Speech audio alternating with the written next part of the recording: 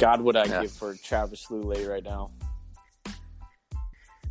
Why don't you just take like the 30 seconds and do what I asked you to do?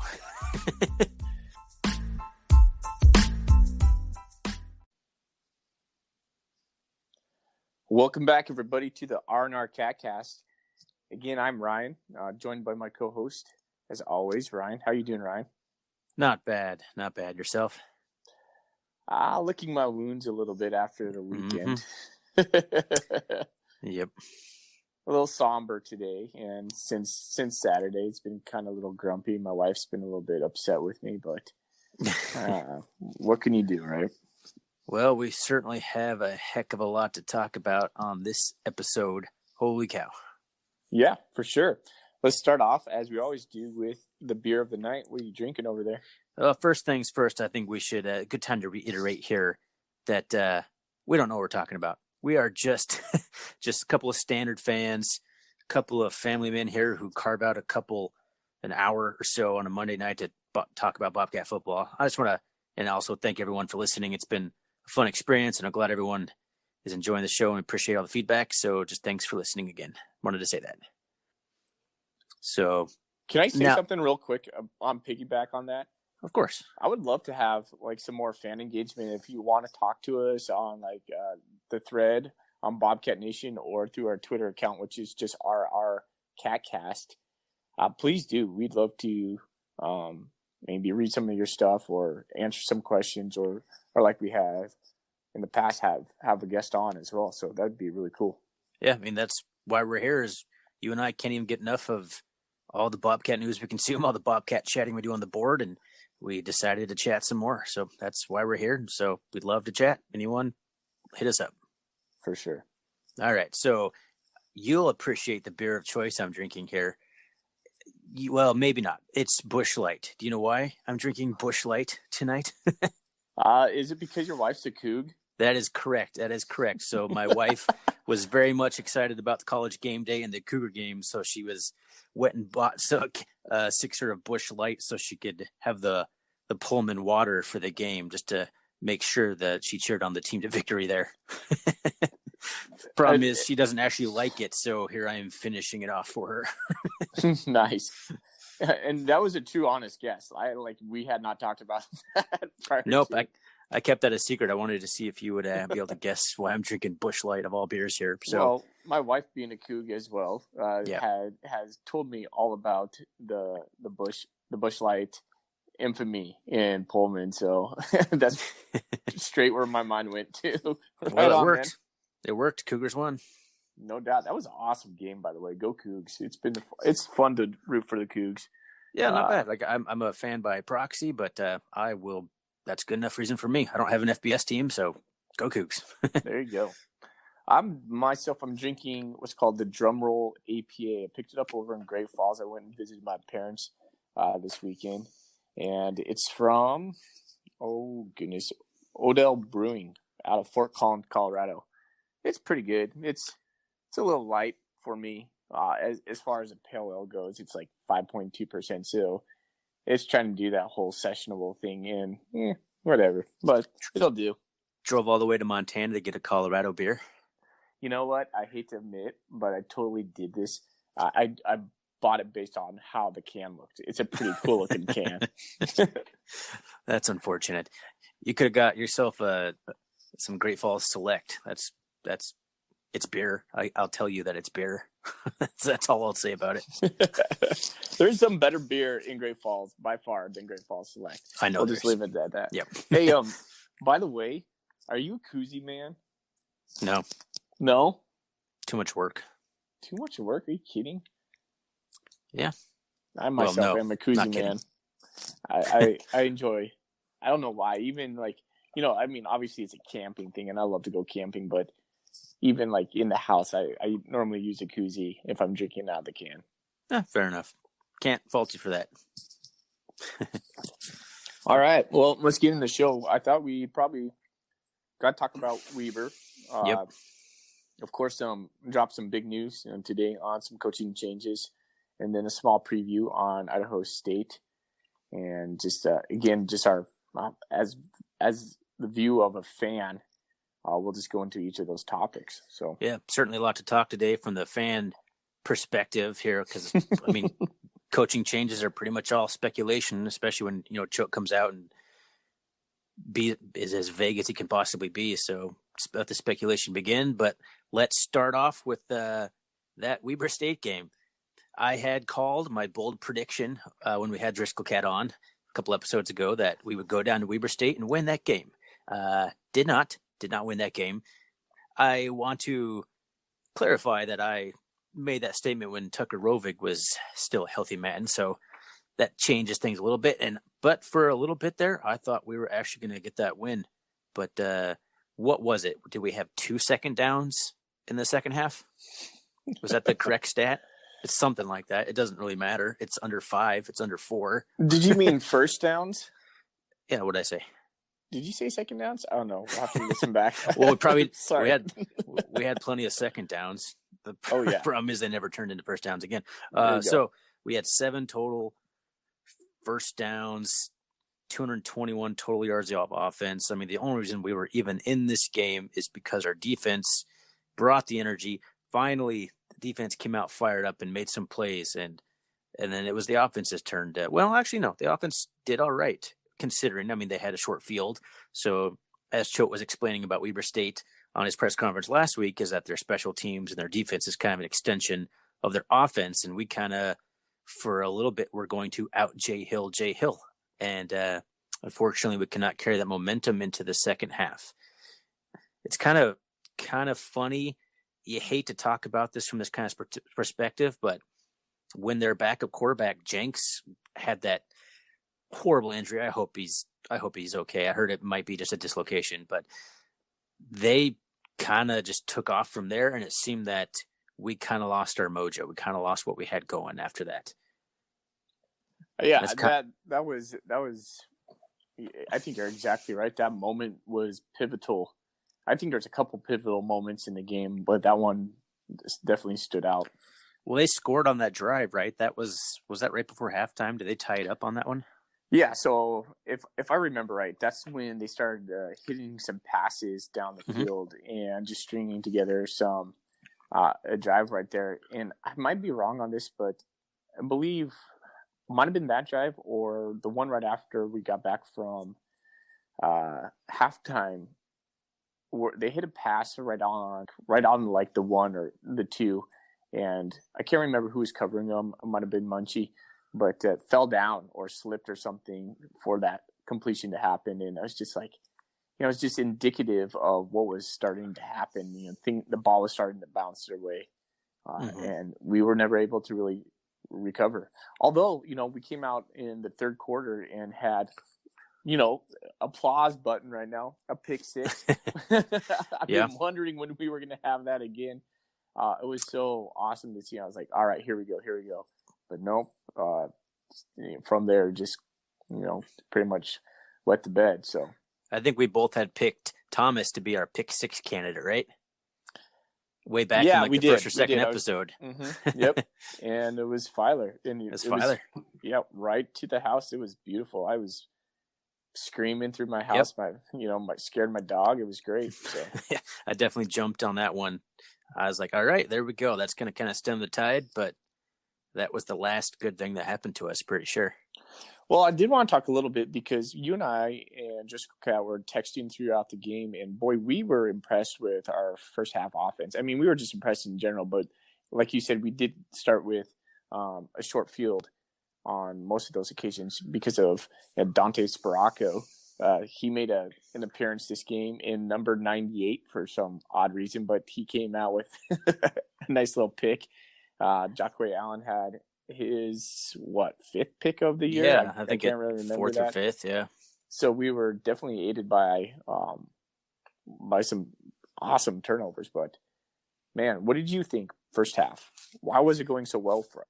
It was just kind of I don't know, everything was just, the ball was bouncing our way. I mean, I don't know, was it Wright who swatted the ball, just happened to swat it directly back into, like, Sparaco was kind of falling forward. He's like, oh, the ball. And he just, like, grabs it. Pretty much, yeah. That's how that half went. And we had some nice looking plays. I think Johnson, kind of a quick hitter up the middle was kind of working for us. And I totally thought that we were going to set that up for some like a fake draw deep hit with Johnson, but that never came into fruition. I thought that was like, this is the perfect setup. We're just going to keep running Johnson up the middle, and eventually they're going to bite on it and leave somebody open on the edges. But I don't know if the coaches even trust Johnson enough to throw any kind of pass, unfortunately. But the first half was going well. We didn't really establish our running game, but had such good field position. We did enough to score some points. If you would have told me we're going to have 17 points by halftime against Weber State, I thought we would have a pretty good chance to win. Oh yeah, for sure. When we were up 10-0, I was ecstatic. I was bummed because I was like, man, we could have gone up 14-0, and then we got that touchdown called back because I don't even know what was the penalty. Was it a legal man downfield? Yeah, it was ineligible man downfield. I don't know who it was on, but it must have been a lineman. Man, yeah. So I was ecstatic the first half. I was pumped, and then it came. So second half comes. It's the we talk about it every week. How to stop our offense. Not too hard when you know what's coming. No, and we just cannot get anything working in the passing game, and therefore they stuff our running game, and I don't think we're being very creative in the running game. It just seems like we kept banging our head against the wall we have all year. Like I felt like last year we were much more creative. Like Murray wasn't a whole lot better at passing than Anderson is. He is, as it's become apparent. And I don't think teams respected the passing game a whole lot more than they are this year. I just feel like we had a lot better formations. We had much more dynamic play calling in our running game, even with their limited abilities that we just haven't seen this year. Maybe it's because Troy can't run the option as well as Murray. I know Murray was kind of a whiz in that regard, but there's got to be better ways than just handing off to Afonso at the middle or just quarterback, keeper, left, right, middle. Like that seems to be all we're doing. I saw us try a few counters and a couple things here, but it's all smoke and mirrors. Just same concept, same result. Yeah. So, and then we get into 3rd and 9, and that seemed to be just a repetition of the whole night was 3rd and 9. And so I went back and I started looking at stats, and I go, how many times did we get into 3rd and 9? And so I was like, okay, so I saw a little bit, and I adjusted it to 3rd and 8, and anything above or above 30 and 8, or so like 3rd and 9, 3rd and 10, 3rd and 11. We were in that situation 7 times, and we had 15 third downs. So out of those 15 third downs, we were in yardage really behind the sticks.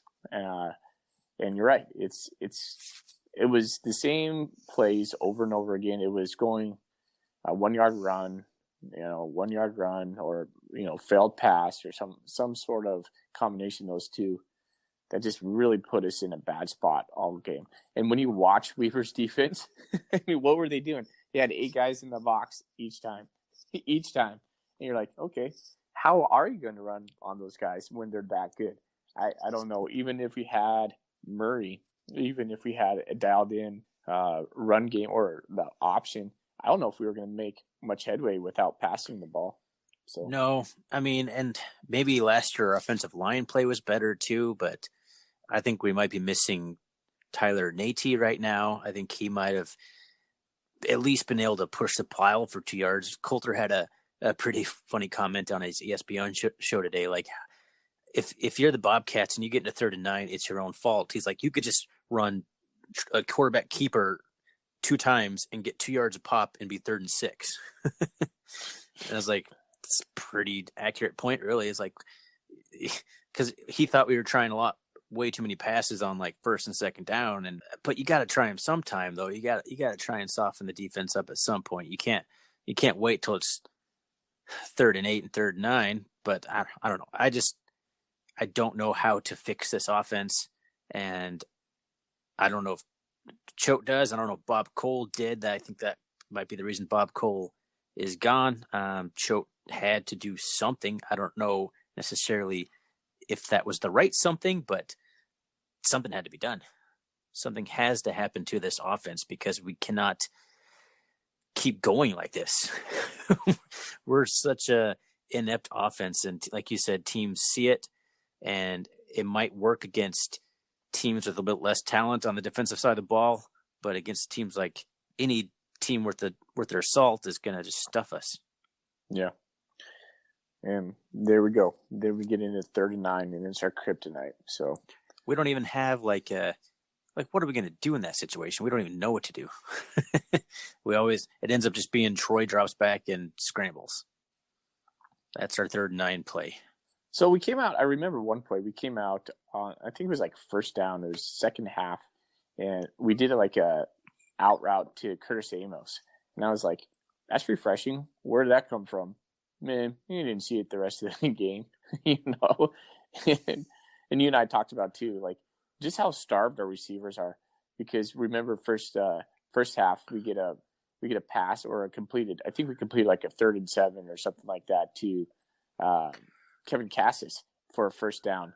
He lets out this primal scream, and I mean they just pan in on his face, and I'm like, okay, that's some pent up aggression right there. So yeah, no kidding. I remember that. He just got up and he was just like, did the flex, like kicked a leg up kind of. It's like, geez, a guy like the first down. It's like you think he just won like the game winning catch or something. But that's just how I think starved he is for catches. Like he's a great receiver. He's put in so much work in the offseason. He's gotten noticeably faster. He looks bigger. He's stronger in every phase of the game. He's a better receiver than he was last year. And we just don't have anybody who can get the ball even like near enough to get a hand on. I feel like a lot of the issues, I don't know if you feel this way either, is like I've seen some of the bad passes just seem like Troy thought that he was going to curl left and he curled right.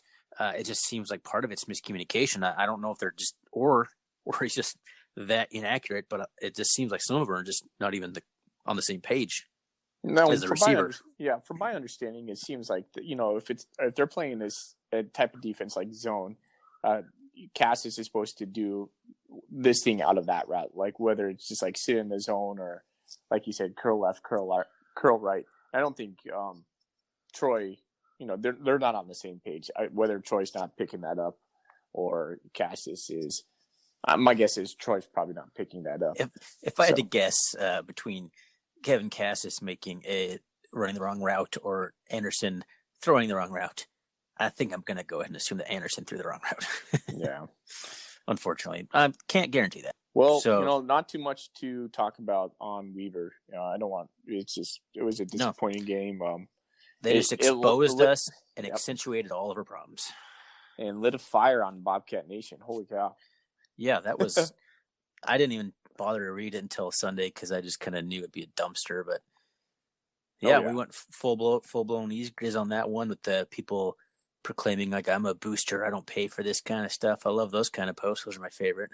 Well, I'm not going to call anyone out because I'm just not – that's not what we're about here. No. But it's just an example. Some people came out of the woodworks bad. For sure. Yeah, that's just an example of what happens on those kind of losses, and I just don't like to see that kind of stuff. Yeah. But I see everyone's frustrated. I get it, and it's a frustrating offense to watch. It's a frustrating product, and it's even more frustrating because that's the one single facet that seems to be holding this entire thing up. For sure, and the defense is there. Our special teams, man, give us some props to our special teams on Saturday. They held their awesome kick returner. I can't remember his name, but in check. We hit our field goal. It was our special teams I thought looked way better than the week before. And I knew special teams was going to be an issue for us. So I was super pleased with that. But, Thorny, it always goes back to this. And I've mentioned this quote before. The quote is, it's never as bad or as good as it appears. And, I try to keep that in mind when I'm looking at the Bobcats. Situations are never as bad as they appear, but they're never as good as they appear. But you know what? I think this weekend it was just as bad as it appeared. This might be one of every rule has an exception, right? This might be the exception to I think we were as bad as we looked on offense. And you had texted me that you wanted to talk about just how did we get to this point at quarterback? Like, just what sequence of events, like, just how did this happen? How do we end up with Troy Anderson as our quarterback? And you texted me. It all started Pro Cop. I think that was kind of the first domino in a series of just weird things and recruiting misses. So, I mean, the first thing that happens when Choate's hired is Dakota Prukop decides to leave the program and go to Oregon. Jordan Hoy's on the roster. Brady McChesney's on the roster.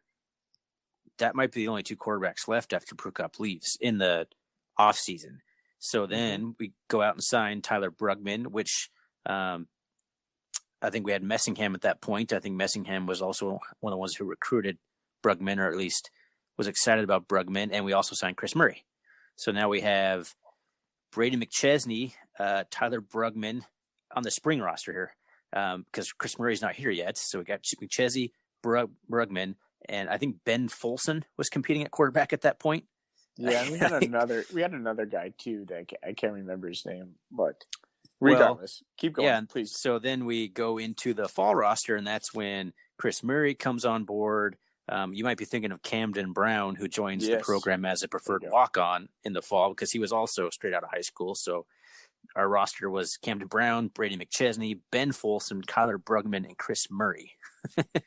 I mean, that is just on paper, it's not so bad. You think Chris Murray is going to be the guy. Like Brady McChesney is going to be a serviceable backup, and the rest of the guys can just add some depth. But basically, you got like a preferred walk-on, a converted running wide receiver coming back from a mission, Ben Folsom, and then a couple of true freshmen, and then McChesney. So even then, you're thinking things are all right, but that's when Choate's first big recruiting whiff, Tyler Brugman. As you say, we don't like to trash any players or anything like that, but we'll just say he did not work out. And that's the whole reason Chris Murray even came into the picture. And you wonder, is that part of the reason that Messingham left? Because Messingham was getting eaten alive by Bobcat fans. Nobody was very happy with Courtney Messingham. But it's pretty clear he can be a pretty good offensive coordinator if he's got a quarterback who could throw the ball, as he's evidenced over North Dakota State. But so anyway, I'm continuing on my path here. We signed Tucker Rovig, Callahan O'Reilly, and I think Luke May came back that next time to add some depth there. Didn't stick around. So, I mean, that was the fall signing period, and then we ended up signing Casey Bauman, and then here we are today. So everyone thought that Rovig was going to be the next guy. I still think he could be the next guy, but he just had you can't really predict a guy just kind of losing his confidence like that. I don't know if it was just because maybe it's because we brought in Travis Johnson and he was just like, I can't compete with the 4-star guy. This is I don't know what happened there, but he just could, even though Johnson ended up breaking his foot right. There's another thing. Johnson broke his foot right out of the gate. So couldn't even really see what he had to offer in the spring. It's been a weird path. And if Brugman pans out, if Prukop doesn't leave, we may never even get Brugman because we don't need Brugman because we don't need him that year. It's a whole weird series of events. If Johnson doesn't break his foot, Rovig doesn't lose his confidence, Choate doesn't go to Troy Anderson and ask him, hey, can you come sling some balls? I need your help out here. And it's just, man, how do you predict that? That's just a weird path.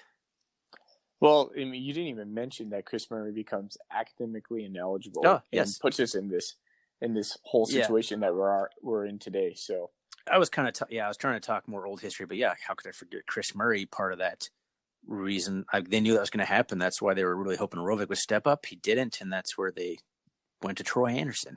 And just when Rovig is about to step up and they're about to go with him, he breaks his foot or whatever he does. I don't know. What's his injury? His foot got stepped on. I don't know if they've disclosed the actual nature of the industry or injury. I have to imagine it's a broken foot. But he's walking around in one of those boots with the wheels on the boot. So that's not good. It's literally like, if you could see me, it's just like face palm emoji right now. It's just like, are you kidding me? But we are where we are. And here's the deal, though. I know that whatever you're dealt, you need to still make the best of it. And I don't know if we're making the best of it. And I hate to be on this wagon, but holy cow, we're still rolling out Troy Anderson. And now I think we have to roll Troy Anderson out. But, I mean, I don't really want to get into that. I want to get back to something you said. You're talking about Courtney Messingham and how he was how he got let go because he didn't have a passing quarterback. I think there's a parallel there with Bob Cole in today's situation. So let's start talking about the new coaching change with that segment in mind. So Bob Cole is hired, and what happens to the quarterback room when he gets hired? So I believe Johnson breaks his foot is the first thing that happens when Bob Cole is hired to his quarterback room. Then obviously Murray has to sit out a year, or I guess leave school. However you want to phrase it, has the academic issues where he can't be on the team. I think Brady McChesney retired in the spring, didn't he? Yeah. He had injuries, so he retired. And then I think Camden Brown left the program. That was all this spring, I believe. Like Bob Cole gets hired, and then it's like 4 quarterbacks down within a few months or by the end of the summer. That's crazy. And they had to do something. You think they could have maybe hit. I mean, they already got their 4-star transfer, so they hadn't been able to see what he could do. You wonder if Johnson would have been able to compete in spring if they maybe would have realized he wasn't going to pan out as a quarterback in spring. Maybe in the summer, they could have gone after the transfer wire again and tried to get on another quarterback into the camp. But they still were unsure what Johnson could do. They brought in Anderson just to kind of compete with Robig and Johnson, and somehow Troy Anderson wins the job. Somehow. But, Bob Cole, like, what do you have to work with? But to your point, though, you play the hand you're dealt, and it's clear if he was truly in charge of play calling there in the last few games that it wasn't going to change. Like things weren't changing. Things weren't adapting. It felt like we just kept trying the same things with a few trick plays thrown in to try and soften things up. Like you would say, how do you phrase it? Just trying things, see what sticks. Yeah. We were talking about throwing spaghetti against the wall. Yeah. Yep.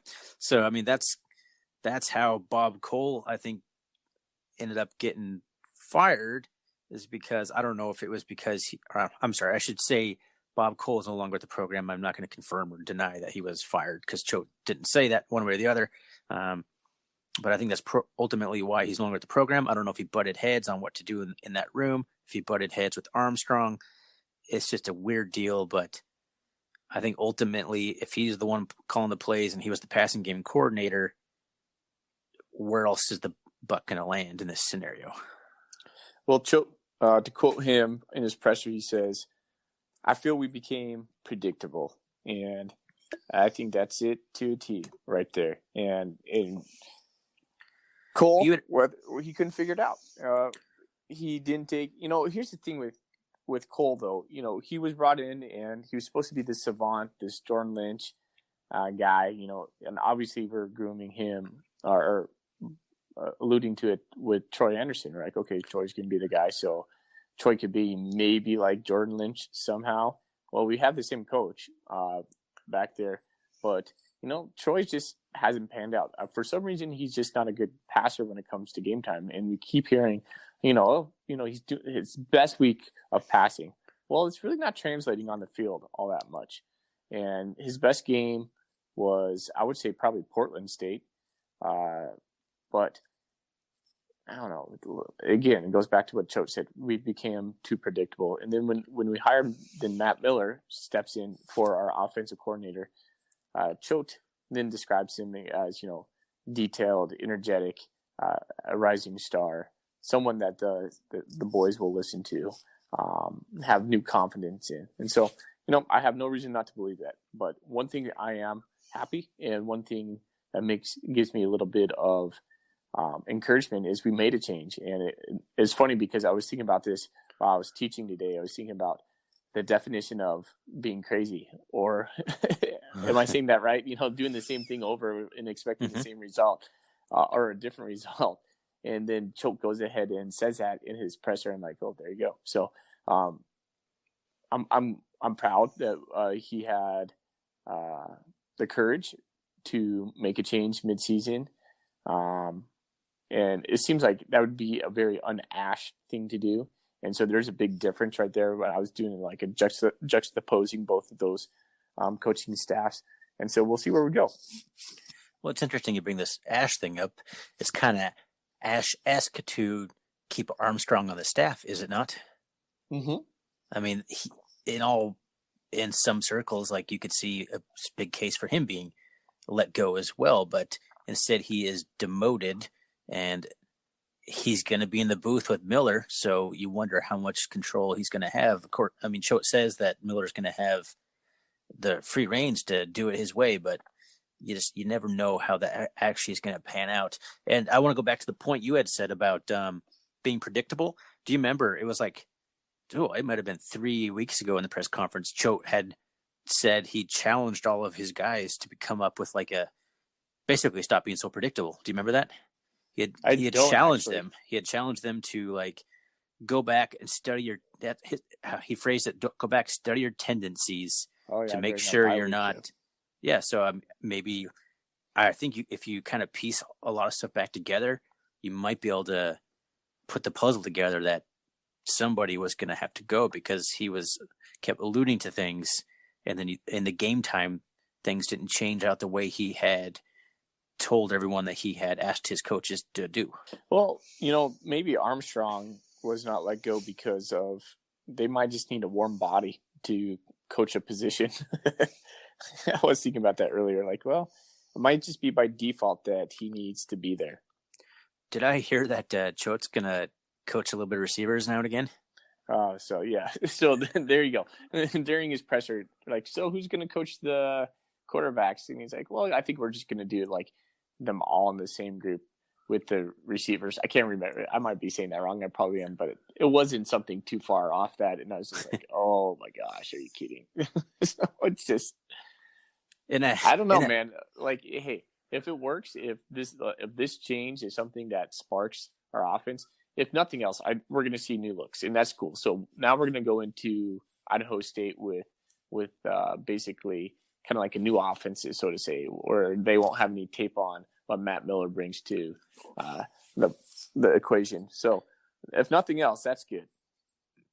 What do you think about Miller getting the job? So we talked kind of about Bob Cole and Armstrong kind of being case against them being the fall guys, but here we are, Matt Miller, a guy who's 3 years removed from playing, 3 or 4 years?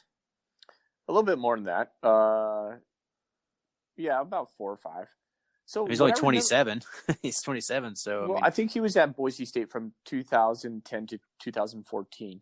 I might be wrong on that. Again, I'm wrong on a ton of things, and yeah. So I always preface with that. So either way, it's a short. His coaching career has been very brief. Well, I'm going to say this. So I was teaching down in Nampa, Idaho, during the time he started his college career. And I used to go to Boise State games pretty regularly. And I remember watching him. I actually remember watching him at Capitol a couple times. Yeah. And I just remember, like, man, this kid is good. Like, he had – it was apparent when I was at Boise, like, he was just a talent. And then everything I've read about him, and since he's been on the staff, he's got that workhorse mentality, high expectations. And I know that about, teaching kids is if you set high expectations and have high support, they're going to accomplish it. They're going to accomplish some big things. I think he brings that to the table. And so I have no reservations with him taking the OC job. I had a lot of reservations with Armstrong taking the job, only because I knew really nothing about him. Other besides what I knew about his Rocky Mountain career. But I have no reservations with Matt Miller taking the job. I think he could probably relate with the players a little bit more, being a younger guy, but having that high respect, as Choate alluded to. And I just think he knows offense. I think he knows how to win. He's a part of a winning culture, and I'm looking forward to it. Another poster made a comment that was kind of funny. Is like Choate thinks that Matt Miller is the Troy Anderson of the coaching staff, offensive coordinator, recruiting coordinator, quarterback coach, wide receiver coach. It's like, just plug him in. He'll do it well. And I think it's a kind of a funny comment, but it's true. Like, I think Matt Miller can do anything that you put in front of him. I think he's going to be a rising star. And I mean, other posters had alluded to maybe this was done to kind of keep Miller around because he might be getting some offers, some interest from higher programs here soon. So in that regard, I would be on board with it. I don't love giving the job to someone who has no experience calling a game whatsoever, but I don't disagree with it. I like it. It's internal. I mean, what are you going to do at this point? You can't get an outside hire in the middle of the season anyway, so what else are you going to do? Well, and it goes back to what we were saying too. Like, it's as bad as it looked. I mean, you can't do much more. I could call a better game than what I was just seeing. I'm pretty convinced of that. On the record, I think I could have called a better game last week. So we had a offensive staff change. It's a perfect time to go see how we're looking statistically through the year. I hadn't actually done a cumulative stat look in a while, and it's not pretty. So we are 12th in total offense per game. We are 11th in passing offense. We're not 13th. But also, if you take away Rovig's game against Wagner, it might look a little bit different there. Our pass efficiency is 12th in the league. Our first downs are 12th in the league. Our third down conversions are 12th in the league. Our time of possession is 12th in the league. I mean, that is a lot of things to be anywhere from third to second to worse in the conference at. That's historically bad. Somehow we're sixth in scoring offense, though, but that's because we've been set up with good field position. A couple, we haven't scored a lot on special teams or defense. We had this pick six with Filer here, but most of that's been actually the offense scoring points. But you can't be that low in so many key categories and expect to beat teams. What did we have? One of the most weird statistical anomaly games against Idaho. Like, how did we win that game? It's just somehow we won a few games with this historically bad offense, and it hasn't gotten any better. If anything, it seems to be regressing. True. It's just out of sheer grit from Troy Anderson that we've won those games. It's absolutely true. Like, knock Troy Anderson as a quarterback you want. He's like single-handedly scoring points. But he's got a ceiling, and we've seen that ceiling now. That ceiling is as good as, like, he was going to beat Idaho. I think that's about his ceiling, honestly. And so any team better than that, I'm not exactly certain we're going to win that game. We're not built for a comeback for sure. Maybe a 7 to 10 point comeback, if that. But if we're down two legitimate scores, 14 points, man, I haven't seen anything that's going to give me hope for that. So what I want to ask you then is, why are we still playing Troy? Why can't we use him with his running skills in the back end and start developing Casey Bowman out there or a different quarterback? So I've gone back and forth on this all day. It's like, all right, well, if you're going to get a guy who's going to get in there and complete 50% of his passes for 70 yards and throw a couple picks, why not just put a freshman in there? He'll do that. He could do it maybe better, maybe not. I don't know. It's hard to say. But there's so many of those intangible things that we just don't know about. Like, the coach even said today, like, the team believes in Troy, like the team wants Troy there. I mean, that is a big factor. And I get that, but I don't buy it. Like, I buy that they believe in him. I buy that Troy's the man when it comes to, like, ultimate team player. But I have no doubt, and that is something that is unwavering, and I believe that. However, I don't believe that he is still the best option for our quarterback. Like, given all that, he's still not going to win that many more games in clutch situations just because of the passing deficiencies and the way that now the tape has proven we're going just to stack the box and we're going to force you to run. And if we can't run with 8 guys crowding the box, it's the recipe. The formula is there. And it doesn't equal success. No matter how many iterations you put into that on that left side of that equation, when you hit the equals button, it's not doing anything for us. before we get too much in the Idaho State game, I do think that we can beat Idaho State if we ran the same offense we ran at Portland State. But, well, why? Let me rephrase that. No, let me rephrase that. Not even the Wagner game, the Idaho game. But what I want to see in a perfect world, I want to see Troy come. I want us to have a similar, and that's why I corrected myself. I want us to play kind of like we did at Portland State, where we bring in Bauman or Beltran or whoever, and Choate had talked about those guys have like a specific set of plays they're comfortable with. Get them in there, run a couple of those plays, catch somebody off guard, maybe connect on a big bomb. Troy takes 80-85% of the snaps, but get someone else in there to do something. I still think Troy needs to be in there to win the game, and I know you're going to disagree with me on that one. Yeah. All right, well, we do need his 1 or 2 explosive runs throughout the game, but that's pretty much his offense. I mean, that was our offense, and, we're going to hit that. I think we can hit that out of the running back position is what I've been trying to say pretty much. So I agree, and that was sure a great play in the Wagner game when it was just a little read option to Troy, just took it to the house. So it's hard to say, like, can he have as much success running the ball from that position where teams aren't dropped back into coverage and he just takes off? With why teams drop back into coverage against us is beyond me, but that's what happened on that big touchdown run that Troy had. I guess it was kind of a blitz, and he just went up the middle, and there was just one guy to beat. You just knew that he was going to beat that guy, but it's just like, I don't know. I still think we are talented enough with Troy to score on Idaho State. We just need some third down conversions. We need to move the chains. We need to increase our time of possession. We don't have to win the time of possession, but we can't be just getting smoked on time of possession, because Idaho State's going to score fast too if they score. Like, that's what they do.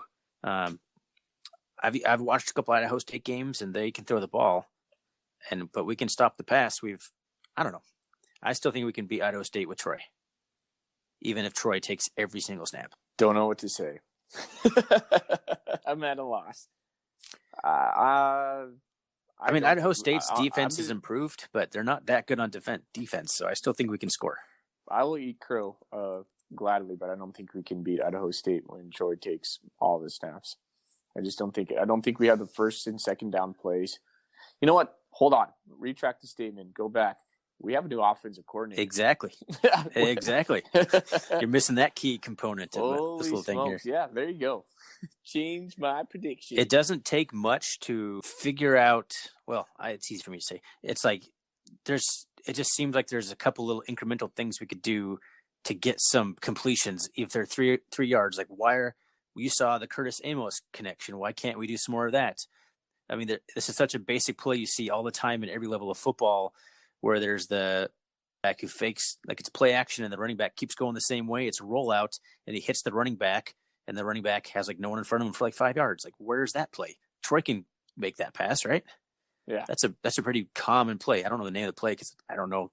Like I said, we're amateurs here. I don't know enough about football, but that's a play you see time and time again, especially on the goal line. That's a touchdown play. Like 5 yards. We just need 5 yards on a first down. That's all we need. We need 4 yards. We can't go 3rd and 9 half the time. If you can connect those passes, defense is going to look a lot different. They're not going to play 8 guys in the box. And voila, you can start running in Fonse up the middle and get those 4 to 5 yards that we were doing during Wagner, right? So, you're right. I think we need like 4 or 5 different plays that we can disguise out of different formations that Troy's comfortable with, that we're not seeing currently, or maybe that we have used, but we're just not using them enough. Like that little out route for Amos, or a little, halfback screen or something like that. That, where people are crowding in, chasing Troy in the back, and we just dump it off to our running back and let him scamper. Those things seem pretty easy to me, or maybe a little drag route behind the second level with, a slant. Who knows? We always just like clap when we see a slant pass. It's just like, oh my gosh. It's kind of like a joke between the last couple of years of offense that we just don't need any slant passes anymore. It's just crazy to me. I know Murray couldn't hit a slant pass. I think Troy might be able to hit a slant pass better than Murray could, gosh. Yeah, for sure. And that's mean, what Weber killed us with that when they started when Constantine came in. That's what they were doing. They were going across the middle on us and just in these little passes. They're like, oh, there it is. Right? Yeah, I mean, you would think that pretty easy. With guys stacking 8 against the box on us, that the middle would be pretty soft. Yeah. The problem is, like, our offensive line, it just hasn't even gotten real good pass protection either. Like Troy, I mean, Weber has an amazing defensive line, but I mean, Eastern Washington was rushing 3 against us, and that number 99 was just wrecking through and disrupting the whole play. It's like, okay, so he's gotta have some better pass. Yeah, but that guy's an anomaly, though. So I don't think you can count him. If you're getting like 6 to 8 guys rushing all the time, no one's going to have great pass protection. I don't care who you are. No, but I mean, that's where you do. I mean, why not do like a dive block slant right off the bat? I mean, that's a pretty common thing to just a one step or just a step into it and throw it. I mean, that's pretty common to take away a blitz. I mean, just to get a little easy throw to get him into a rhythm. Yeah, I totally agree, man. God, would I give for Travis Lulay right now? Man, give me some Travis Lulay. You think he that kind of quarterback would thrive in this offense because he's kind of the game manager. He wasn't the guy throwing for 300 yards consistently. He could, but yeah, he'd be a great addition. I think he'd be a choke man for sure. Oh my gosh, if we had Lulay, we'd be a top 5 team right now. I fully believe. And that, Vim said that he's like, he said a comment on today. He goes, he says, everything I've seen from this team leads me to believe that we are a quarterback away. And I was like, yep, I believe that 100%. 100%. It's frustrating because like I said earlier, that's seems to be like the one thing holding us back from at least being like a playoff team. I don't know if we're a elite team yet. I don't know if we have the defense or the skill players, but we are a playoff caliber team, if not for the quarterback who can't hit. Because then the bonus is you get Troy Anderson at running back, and he can do some of the things he's doing now. He might not get 150 yards a game, but he'll get 80 yards a game easy. He'll get like 8 carries, 80 yards. That's easy for him. And he plays linebacker too. Yeah, and that's another thing I kind of want to talk about. Everyone just is so sure that Troy Anderson is an All-American linebacker, but he hasn't proven anything yet. And I'm not saying he can't be, but I just don't think it's as plug and play as everyone thinks. You don't just put him back there and all of a sudden all of our linebacker play problems are solved. No. But they're better for sure. They're better though. Yeah. They contain the edge better, but he's still got to make the right read. He's still got to take the angle. He's still got to know whether to push the guy inside. I remember that Conkle's first game back, he went straight after the running back instead of going to the outside and making him go back inside, and he lost contain, and the guy ran a big play around the edge. I mean, it's not like Conkle's not fast or athletic enough. He just made the wrong decision. Sure. So you still got to learn the position and be a good linebacker more than just being an elite athlete. But it's hard not to dream. Well, we'll see what happens, man. So let's wrap this thing up. We're going over to Idaho. Any predictions? Any bold predictions? We win. But I guess my bold prediction is... So last year we won. We doubled them up 28-14. Yeah, they're better. Yeah, and they still had the same quarterback. We played them in Bozeman. It was a cold day. I remember that. Okay, so we win. What do we win by? 3.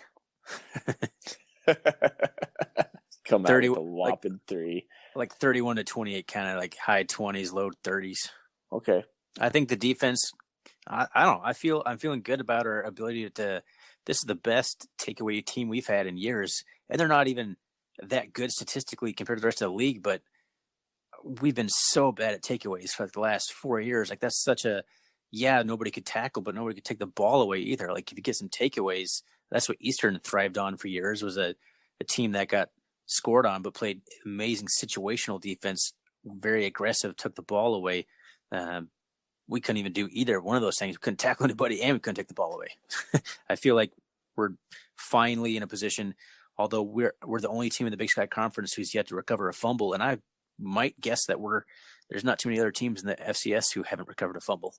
Yeah, it's weird. I've been it's a good stat. I'm glad you brought that up because I've been thinking about that. That's so weird. Because Idaho was the only like somebody did a stat on Idaho. They're the only team. There's like one Division II team and one Division III team in all of college football, including FBS, FCS, on and down the line that hadn't had an interception. Idaho was one of them. So I can't imagine it's a whole lot better if you're looking at fumble recoveries. Yeah. So we got to figure out how to get the ball on the turf. I don't even know if I've seen us really strip very many. That's been few opportunities to even recover one. I think we had one or two during the Eastern game, but Eastern fell on them. Well, there's my bold prediction. We recover a fumble against Idaho State. Okay. I like How about yours? I'm going to keep it simple. I would say we have I'm going to go 70-yard drive that doesn't feature a run from Troy Anderson that is more than 40 yards. So basically what I'm trying to say is that we put together a drive. So Troy Anderson runs for like 12 yards, but not 70 yards. Yeah, I want like a couple first downs, probably like 3 or 4 first downs in there, and then we score. So that I would be happy with that. Do you think anybody but Troy Anderson throws a pass? Yes. And if so, who? Bowman. You think Bowman throws a pass? Yeah, I think he does. But here's the deal: this is a do or die game for us as far as playoff hopes go, and every game from here and out. But I think this is kind of our level. I think Idaho State's kind of our level. Kind of, it's a 50-50 chance in my mind. I think the next 2 games, Cal Poly and Northern Colorado, I think I might have those in backwards order. I'm not sure, but those 2 seem more winnable than Idaho State. And then who knows about the Grizzlies, right? So I think we could just kill the Grizzlies. I'm just going to put it that way. But then at the same time, they could just really wreck us. But who knows? You never know with that game. It's easy to say now, but yeah. So I mean, Idaho State's coming off 2 straight losses, so we'll see how they respond. The 2 straight road games, I believe, they lost to UC Davis in that overtime game, which I watched part of, and then they went down to Liberty, who's in their first year in the FBS, and couldn't keep up with them. So Idaho State looked good in stretches at Liberty, but they looked pretty bad. They looked pretty bad on defense. They didn't have much answer for Liberty's running game. So we'll see how that goes. Okay. So I think we can win it and keep us in the playoff hunt. I like that, Thorny. That's where my heart's at. Yeah, I'll agree with that. I'm going to think Miller's going to throw some wrinkles in, help Troy feel a little bit more comfortable. We'll get there. Sounds good.